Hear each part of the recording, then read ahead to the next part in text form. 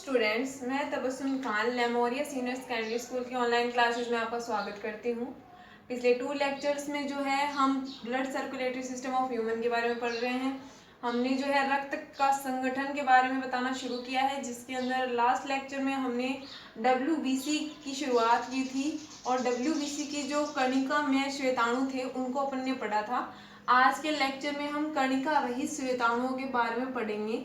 ये जो WBC होती है, इनके अंदर जो है इनका केंद्रक होता है अनियमित आकार का और किसी भी प्रकार के कोई कण नहीं होते, कण एब्सेंट होते हैं, इसीलिए इनको कणिका रहित श्वेताणु कहा जाता है।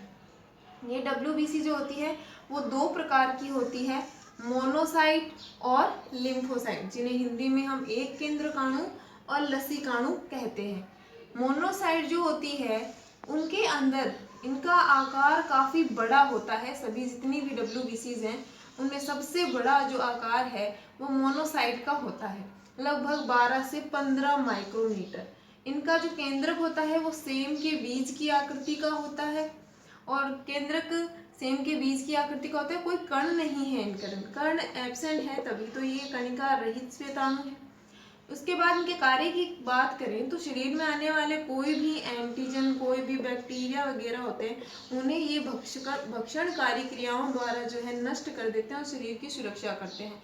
उनको खा जाते हैं, उनको नष्ट कर देते हैं, तो ये भक्षणकारी क्रियाओं में शामिल होते हैं। मोनोसाइट के अलावा जो है लास्ट लेक्चर में हमने न्यूट्रोफिल जो पढ़ा था वो भी भक्षणकारी क्रियाएं करते हैं। तो ये न्यूट्रोफिल और मोनोसाइट दोनों मिलकर जो है भक्षकाण्विक तंत्र बनाते हैं, भक्षकाण्विक तंत्र का निर्माण करते हैं मोनोसाइट और न्यूट्रोफिल।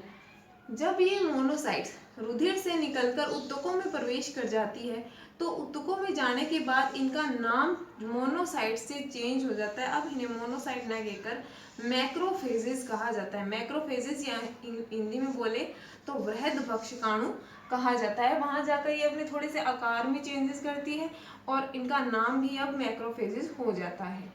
दूसरी जो कणिका रहित श्वेताणु है वो होती है लिम्फोसाइट, जिनको हम हिंदी में लसीकाणु कहते हैं। टोटल WBC का 25 से 30% होती है ये, वहीं मोनोसाइट जो है वो टोटल WBC का 5% होती है। ये 25 से 30% है। इनका आकार तो लगभग छोटा ही होता है, छोटे आकार की लिम्फोसाइट होती है, लेकिन इनका केंद्र काफी बड़ा होता है। इनका केंद्र कितना बड़ा होता है कि इनका जीव द्रव्य इनकी परिधि में थोड़ा बहुत पाया जाता है, इनकी परिधि में सीमित रहता है इनका जीव द्रव्य, केंद्र के काफी बड़ा होने के कारण।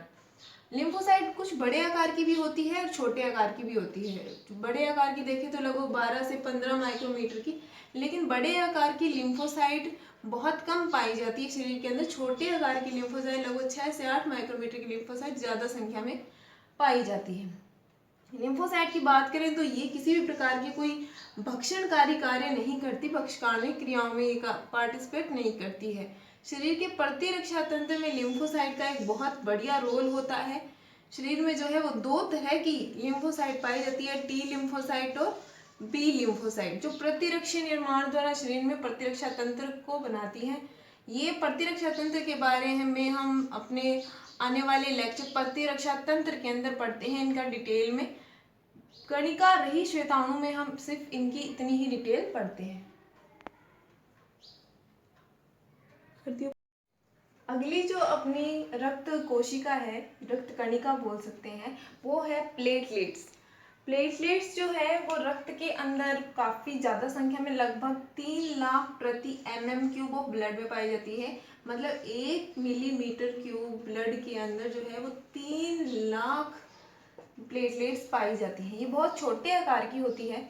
इनका निर्माण की बात करें तो इनका निर्माण बोन मैरो के अंदर होता है, अस्थि मज्जा के अंदर होता है। अस्थि मज्जा में पाई जाने वाली मेगाकैरियोसाइट कोशिकाएं जो होती हैं, उन कोशिकाओं के छोटे छोटे टुकड़ों के द्वारा इन प्लेटलेट्स का निर्माण होता है। इन प्लेटलेट्स में जो है वो केंद्रक नहीं पाया जाता, क्योंकि इनके टुकड़ों से बनी हुई होती है। मेगाकैरियोसाइट के छोटे छोटे टुकड़े होते हैं, उनसे प्लेटलेट बनती है, इनमें केंद्रक नहीं होता। साथ में ये बहुत छोटे आकार की होती है। इनका जीवन काल 5 से 7 दिन का होता है, 5 से 7 दिन में ये नष्ट हो जाती है और नष्ट होने के बाद इनका विघटन जो है वो यकृत या प्लीहा के अंदर होता है। प्लेटलेट्स के कार्य की बात करें तो रुधिर का थक्का बनाने में ये महत्वपूर्ण भूमिका निभाती है। रुधिर के थक्का बनाने के जो प्रारंभिक हार्मोन वो एंजाइम्स हैं उनको भी सक्रिय करती है। हमारा आज के लेक्चर का लास्ट टॉपिक है रक्त के कार्य। हमने जैसा कि रक्त का संगठन, रक्त की सारी कोशिकाओं, रक्त के अंदर क्या क्या होता है सबके बारे में पढ़ लिया है। तो हमारा अब लास्ट टॉपिक बचता है कि रक्त जो है वो कार्य क्या करता है। रक्त के कार्य में हम देखें तो रक्त जो है हमारे ऑक्सीजन परिवहन कराता है हमारे शरीर के अंदर। जो सांस हम ले रहे हैं वो फेफड़ों से होते हुए ऑक्सीजन फेफड़ों से लेकर शरीर के ऊतकों तक पहुंच जाता है, और वहां बनने वाली जो CO2 है उसको लेकर ऊतकों तक आता है। मतलब कार्बन डाइऑक्साइड और ऑक्सीजन का जो परिवहन है वो दोनों कौन करवाता है? रक्त। क्योंकि रक्त के अंदर घुलकर ही ये ऑक्सीजन और कार्बन डाइऑक्साइड जो है वो फेफड़ों से ऊतकों और ऊतकों से फेफड़ों तक आती जाती है। तीसरा है खाद्य पदार्थों का वितरण। पाचन तंत्र के अंदर जो हम देखते हैं जितने खाद्य पदार्थ अवशोषित हुए हैं वहां से अवशोषित होकर उनको रुधिर वाहिनियों में, रुधिर केशिकाओं में छोड़ दिया जाता है, और ये रुधिर जो है उन्हें हमारे शरीर के सभी ऊतकों तक पहुंच जाता है खाद्य पदार्थों को जो हमारे ऊतकों के लिए आवश्यक है। दैहिक ताप का नियमन, जैसे कि ये ब्लड जो है वो हमारे पूरे शरीर में घूमता रहता है तो हमारे पूरे शरीर का ताप वो है एक समान बनाए रखता है।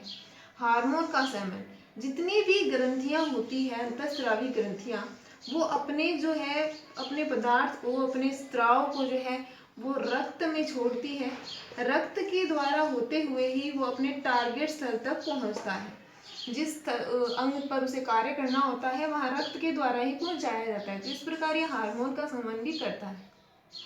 रोग से बचाव, छठा इसका उपयोग है। रोग से बचाव जो रक्त में पाई जाने वाली लिम्फोसाइट्स है और जो न्यूट्रोफिल्स, मोनोसाइट्स वगैरह है, जो भक्षकाण्विक क्रियाएं न्यूट्रोफिल और मोनोसाइट करती है, उनके द्वारा जो हमारे शरीर में आने वाले रोगाणु हैं उनको पहले ही नष्ट कर दिया जाता है। तो इस प्रकार हमारे शरीर के रोगों से बचाव हो जाता है। रुधिर में पाई जाने वाली जो प्लेटलेट्स होती हैं वो जो होती है वो रुधिर का थक्का बनाती है और हमें चोट लग जाने पर वहां के रक्त स्राव को भी रोकती है। तो ये चोटों की मरम्मत में भी काम आता है। रक्त के अंदर जो है वो थक्का बनाने की क्षमता प्लेटलेट्स के द्वारा आती है, और इसके साथ साथ जैसे कि ऑक्सीजन और CO2 और खाद्य पदार्थों का परिवहन जब कर रहा है रक्त, तो उसके साथ साथ जहाँ ऊतकों के अंदर उत्सर्जी पदार्थ बन रहे हैं उनका सहन भी रक्त करता है, उनको उत्सर्जी अंगों तक पहुंचाता है। इसके साथ साथ जल के अंदर, रक्त के अंदर 90% जो है वो जल होता है, और ये जल हमारी जैविक क्रियाओं के लिए बहुत ज़्यादा जरूरी है। तो जल का संतुलन भी रक्त के द्वारा बना रहता है। हमने देखा है कि जब भी हमें किसी प्रकार का रोग होता है उसकी जांच करनी होती है तो सबसे पहले हम अपना ब्लड टेस्ट करवाते हैं। क्यों? क्योंकि ब्लड के द्वारा हम लगभग रोगों का जो है वो निदान या जांच कर सकते हैं। ये सारे हमारे रक्त के कार्य हैं। ऑक्सीजन परिवहन, कार्बन डाइऑक्साइड का परिवहन, खाद्य पदार्थों का वितरण, दैहिक ताप नियमन, हार्मोन का संवहन, रोगों से बचाव, चोटों की मरम्मत, रक्त का थक्का बनना, उत्सर्जी पदार्थों का संवहन, जल का संतुलन और रोगों का निदान। इस तरह से जो रक्त है वो हमारे शरीर के अंदर बहुत कार्य करता है।